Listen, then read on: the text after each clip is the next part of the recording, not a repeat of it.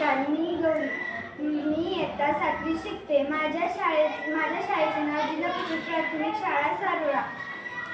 महावाचन उत्सव 2024 अंतर्गत जंगल झाले हिरवेगार हे पुस्तक मी वाचले आहे. या पुस्तकाबद्दल मी थोडी माहिती सांगणार आहे.